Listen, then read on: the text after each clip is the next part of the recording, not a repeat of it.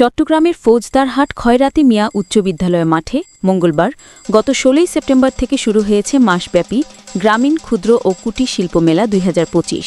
মেলার শুভ উদ্বোধন করেন বাংলাদেশ শিপ ব্রেকার্স অ্যান্ড অ্যাসোসিয়েশনের সভাপতি মোহাম্মদ আমজাদ হোসেন চৌধুরী।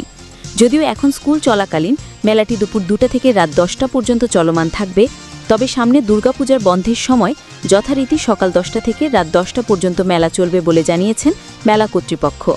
মেলায় প্রবেশ সম্পূর্ণ বিনামূল্যে, দর্শনার্থীরা কোনো এন্ট্রি ফি ছাড়াই মেলা ভিজিট করতে পারবেন। এছাড়াও দর্শনার্থীদের সুবিধার্থে রয়েছে গাড়ি পার্কিংয়ের সুব্যবস্থা। নিরাপত্তার দিক থেকে মেলায় বসানো হয়েছে সিসি ক্যামেরা মনিটরিং সিস্টেম। প্রশাসনের পাশাপাশি আনসার বাহিনীর সদস্যরা নিরাপত্তার দায়িত্ব পালন করছেন। এছাড়াও মেলা কমিটির পক্ষ থেকে নিয়োজিত ভলেন্টিয়াররাও কাজ করছেন সার্বিক নিরাপত্তা নিশ্চিত করতে। বিশেষ করে নারীদের জন্য বাড়তি নিরাপত্তা ব্যবস্থা নিয়েছেন মেলা কর্তৃপক্ষ। এই বছরের মেলায় ৭০টিরও বেশি স্টল রয়েছে, যেখানে গ্রামীণ শিল্পের নানান নিদর্শন তুলে ধরা হয়েছে। মাটির থালি, কসমেটিক সামগ্রী, পাটজাত দ্রব্য, হস্তশিল্প, গৃহসজ্জার উপকরণ, ঐতিহ্যবাহী পোশাক, খাদ্যপণ্য সহ বিভিন্ন কুটির শিল্পের সামগ্রী প্রদর্শিত হচ্ছে। পাশাপাশি রয়েছে খেলনা, গৃহস্থালী ব্যবহার্য জিনিসপত্র এবং শিশুদের বিনোদনের জন্য বিভিন্ন আয়োজন। মেলা উদ্বোধন শেষে মেলায় ঘুরতে আসা দর্শনার্থীদের উদ্দেশ্যে প্রধান অতিথি আমজাদ হোসেন চৌধুরী সাংবাদিকদের বলেন, ক্ষুদ্র কুটির শিল্প মেলা বিশেষ করে ক্ষুদ্র কুটির শিল্প উদ্যোক্তাদেরকে আরো সাহস দেওয়ার জন্য এবং ওদেরকে উৎসাহ দেওয়ার জন্য এই মেলার আয়োজন। ১ মাস ব্যাপী এই মেলা।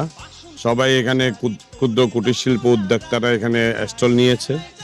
আমি ঘুরে দেখলাম, সুন্দর অনেকগুলো স্টল আসছে, অনেকগুলো বিভিন্ন জায়গা থেকে দূর দূরান্ত থেকে আসছে। এটা দিয়ে আমাদের যে প্রচার এবং প্রসার যেটা হওয়া দরকার, এই মেলা দিয়ে আমি আশা করি ও তাদের ব্যবসার অনেক প্রসার হবে। শরণার্থীদের নিরাপত্তার জন্য এখানে আইনশৃঙ্খলা বাহিনী রয়েছে, আমাদের আইনশৃঙ্খলা বাহিনী সম্পূর্ণ সহযোগিতা করবে এবং ভলেন্টিয়ার বাহিনী রয়েছে। ভলেন্টিয়াররা এখানে একসাথে আইনশৃঙ্খলা বাহিনীর সাথে কাজ করবে। এখানে নিরাপত্তার ব্যাপারে আমার দেখা মতে কোনো অসুবিধা আমার লাগে নাই। আশা করি আগামী ১ মাস ব্যাপী খুব সুন্দর এবং সুন্দরভাবে ওরা মেলাটা পরিচালক কমিটি পরিচালনা করবেন এবং আমাদের দর্শকবৃন্দ এসে উপভোগ করবেন এবং মেলা থেকে ক্রয় বিক্রয়ের জমজমাট হবে আশা করি। এখনো পর্যন্ত সম্পূর্ণ মেলা জমে ওঠেনি।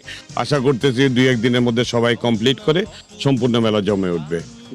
আমাদের যেই ইয়েটা রয়েছে, বিশেষ করে এই মেলার আয়োজনের পিছনে আরেকটা জিনিস, আমরা সামনে যে আমরা উন্নয়নশীল দেশে যাচ্ছি, এই উন্নয়নশীল দেশের মধ্যে আমাদের যে সামনে আমাদের যে বাধাটা আসছে আগামী ২০২৬ থেকে ওই বাধাটা উত্তরণের জন্য আমাদের গ্রাম প্রান্তিক মানুষকে আমাদের ইনভলভ করতে হবে আমাদের ইকোনমির জন্য।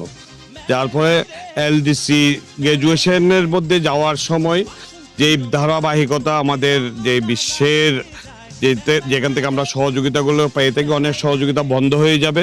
এই সহযোগিতাগুলোকে আমরা কভার দেওয়ার জন্য এইসব ছোট ছোট কুটির শিল্পগুলার মেলাগুলা আয়োজন আরো বেশি হওয়া উচিত দেশের মধ্যে।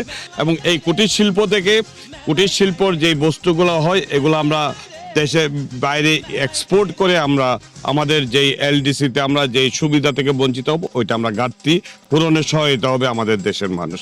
এটাই হচ্ছে মূল উদ্দেশ্য আমাদের। উক্ত মেলা নিয়ে মেলায় আসা দর্শনার্থীদের অভিব্যক্তি জানতে চাইলে তারা বলেন, এই মেলাগুলো সব জায়গায় হওয়া উচিত।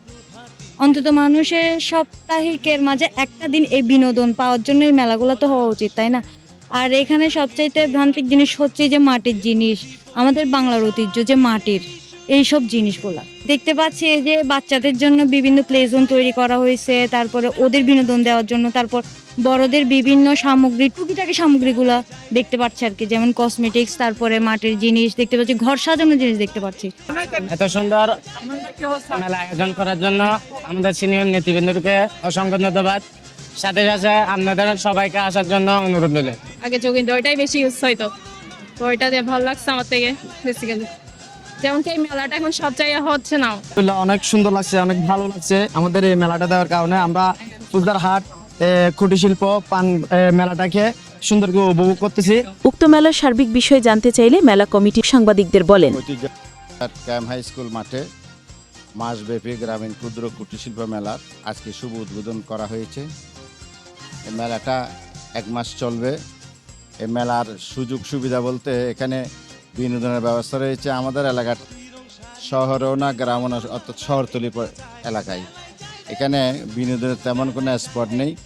এখানে আমাদের এলাকার তরুণ ভাইয়েরা এবং মেলার যে ব্যবস্থাপনা, যে উদ্যোগ নিয়েছেন, যিনি মেলার দায়িত্বে, ওই মেলা কমিটির সাথে আমাদের এলাকার তরুণ ভাইয়েরা, যুবক ভাইয়েরা সহ একত্রিত হয়ে এখানে মেলাটার আয়োজন করেছেন। এখানে সাধারণত ক্ষুদ্র কুটির শিল্প এবং জামদানি পণ্যের কেনাকাটা হবে।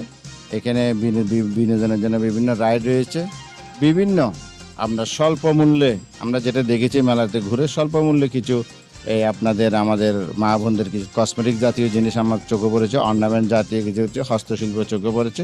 এগুলো সাধারণত মার্কেটের বা দোকানে পাওয়া যায় না। এই ধরনের জিনিসপত্র এখানে স্টলে এসেছে বিভিন্ন জেলা থেকে, এখানে এগুলা পাওয়া যাবে।